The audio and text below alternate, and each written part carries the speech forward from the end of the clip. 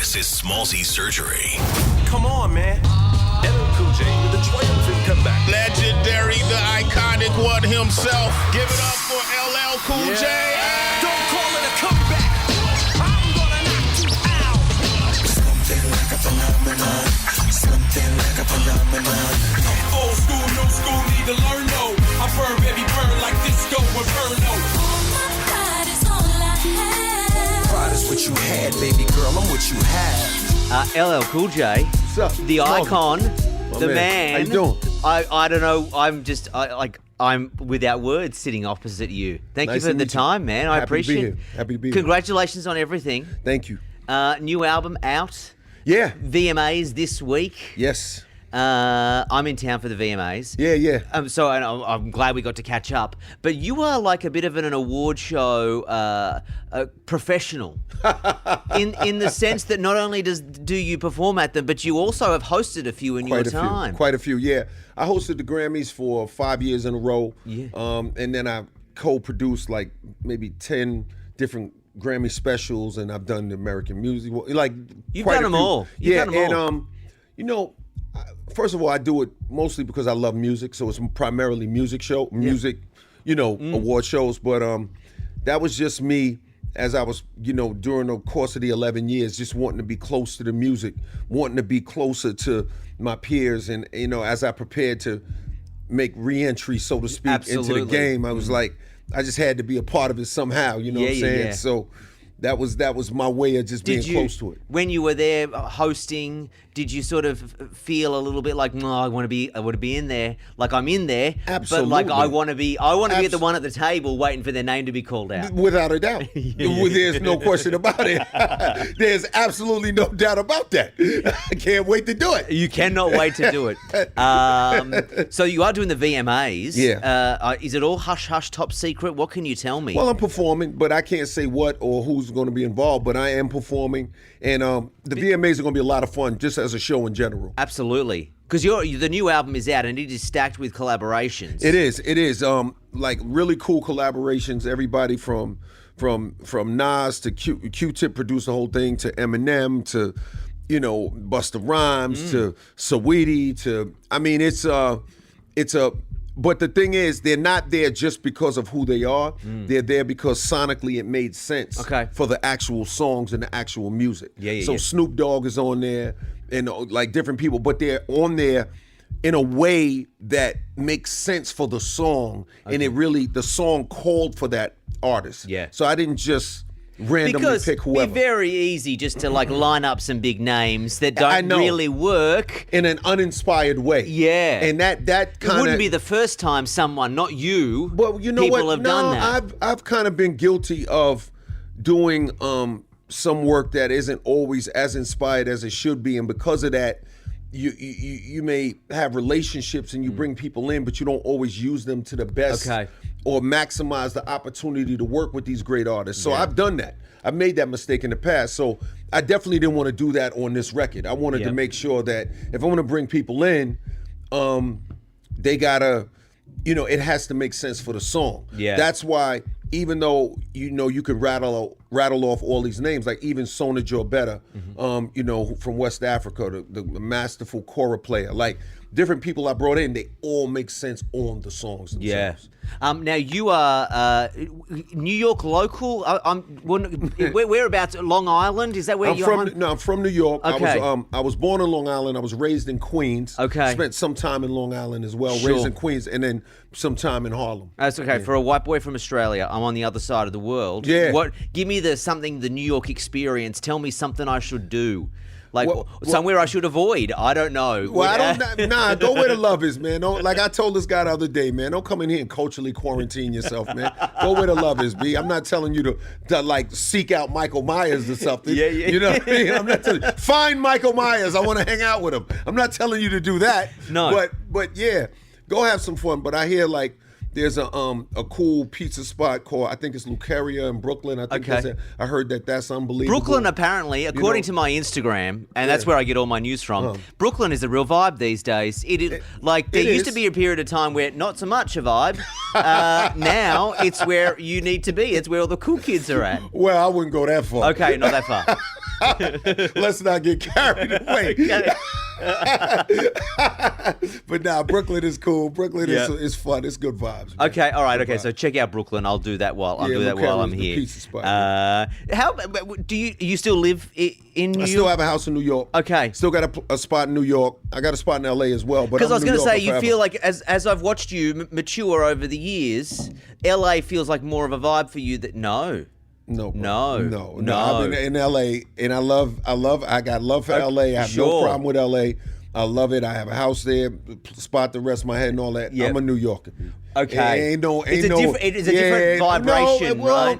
I'm not gonna go there because it's nothing wrong with either one. They're just different, but it is a different vibration. But not to say that anything is wrong with having an LA. But I got lots of friends who are from Cali, love it. Yeah. It's all good. I'm from New York.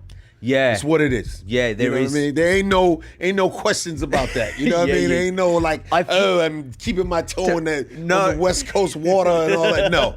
No, Atlantic Ocean, baby. I feel like, and Atlantic. this is just me observing, that there is something about New Yorkers that just is. They've got a thick skin. You've got to be aware of everything all of the time. Yeah, it comes with it can make you hard if you're not too careful because it can be a bit of a the brutal. internet can do that. That's right? also the comment section in the on worst way. In the worst way. Yeah. A good way too, I think, but really in a bad way with them comment sections. Absolutely, it's like can be really harsh. Yeah. So okay, true. Fair play. You know what I mean? Fair play. Tell me about the record, The Force. So The Force is it's a body of work. It was executive produced by Q-Tip, with myself, and it's what I wanted to do is just do a record that really dived into what was going on in the world today. But the one thing I learned is that you can't connect with people if you can't relate to people. Yep. So I did everything from, here in America, in New York, traveling around on the subway during the pandemic with a mask on anonymously, going to the projects, going to different places, going to places where no one would think I would go all by myself, middle of the night, and just getting reacquainted with the world. Because what happens is, even like hosting these shows, even people just jumping in and out of Ubers, you forget about danger. You forget about what's going on in the real world. It's easy to get disconnected. It's easy to forget where you came from. Whether you're from Australia, Queensland, where you're from, Queens. You know what I'm saying? Yeah. Like, it's easy to forget. You can get into a bubble, right? Yeah, Your new world gets into a bubble. Exactly. And so the album, it deals with all kinds of issues, but it's fun. It's not preachy. It's not a soapbox, but it is sonically a progressive song that moves forward. Whether it's a song like The Spirit of Cyrus, where I'm dealing with this rogue LAPD officer who went crazy on a whole bunch of people and started spraying up the place, and that whole rabbit hole that I went down because it was based on a true story. Yeah. Or it's a song like Proclivities, where it's just like some freaky, sexy song about going to the shadow realm, or what. It all depends on what it is. But there's a lot of different music. Murdergram with Eminem is just a really fun song, and it's basically Death to the Ego. And we just like going hard. We just finished the video. That's unbelievable. So it's fun. How you signed when you were 16, right? Yeah. We started Def Jam when I was 16. Okay. I didn't sign when I was 16 because I did the first song without a contract. Okay. Wow. Yeah. Would you never do that? Never or no? I absolutely needed to do that. Okay. Yeah. No, that was the best decision I ever made in my life. Tell me, as you look back on your music, your career to date, and you released this new record, how much has it changed? Is it the same? Is it the same business still innately, or is it vastly different now than what it was when you first got into it? Well, it is the same innately in that it is ultimately about an artist creating something that connects to other people. Sure. That hasn't changed. Yep. I got to make something that you like, or you can relate to, or you can feel. Yep. Or the fan of this type of music, the hip hop artist, they can feel. Yep. So that hasn't changed. Now, how we get the music out there, the forms of distribution, how the music is experienced, how it's consumed, how people engage in the music, that has changed tremendously. It's like on its head. Like, do you, and I don't make you sound old, but do you like have meetings and go, I don't understand this shit. What do you mean TikTok and I need to write? Do you write music with TikTok in mind? Because some artists are writing music now. Yeah, they won't with that. be around. Okay. Yeah, they won't be around. Preach. You won't have to worry about them for long. Great. You know, if you writing records, worrying about that's like writing records for the radio. Yeah. Same idea. Yeah. It's not a good idea. It can happen. It can work a couple of times. Yep. But over the long run, You get caught out, right? You get caught out. True. You know what I'm saying? So you gotta, if you're gonna do this, you have to do it from the heart, and it needs to be inspired art. And if TikTok catches one, if I catch one on TikTok, Sick. great. Yep. If I don't, Oh, well. you know, oh well. Next one. Next one. Yeah, exactly. You know, it's like I gotta do what is really inspired because the fans see through that. Yeah. People don't want to listen to something that they think was manufactured to get their attention and get their business. People want art that is created to satisfy the yearnings of their soul. That's why they listen to music.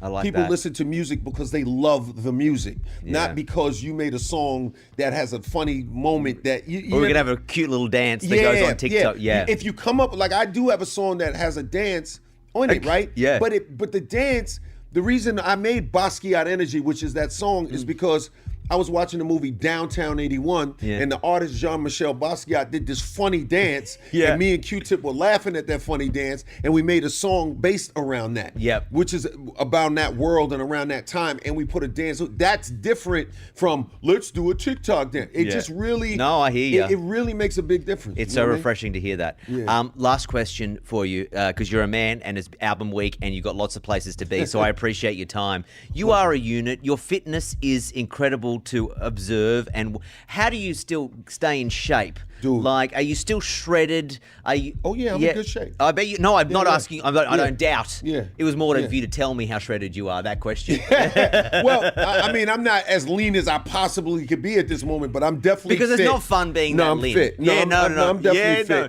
It's not And- fun being that lean, is Well, it? well, not if when you're starving yourself of water and you're dried out. No, it's not fun. When you're trying to diet down to get paper thin skin, everybody knows that. But to lose that amount of body fat, you look. Bottom line is, you just want to be the best that you can be. True. You don't want to compare yourself to other people. You don't have to look like him. She doesn't have to look like her. They don't have to look like them. That's not the point. Yeah. The bottom line is just be the best that you can be. And you know what the best you is. And be the best version of you, and you will feel great. I like so, that. So that's the mindset that people should get in. Not like, oh, I have to look like this movie star yeah. or this rap star, this hip hop, you know what I mean? Yep. This superhero.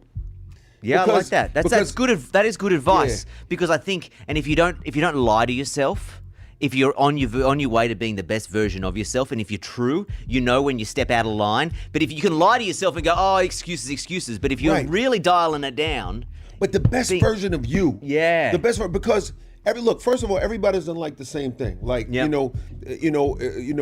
every man, for instance, who likes women doesn't necessarily want a Barbie doll. yeah, yeah, Right? yeah. Everybody likes something different, different. so don't be tripping off of that. Like, Okay, be yeah. the best version of you. This is great advice. You know what I'm saying? This is Period. great advice. You know what I mean? Sir, legend, icon. Thanks for your time. Smallsy. I appreciate, man. Appreciate Thank you very bro. much. Love, man. Smallsy Surgery. Is a Nova podcast. For more great shows like this, head to novapodcast.com.au.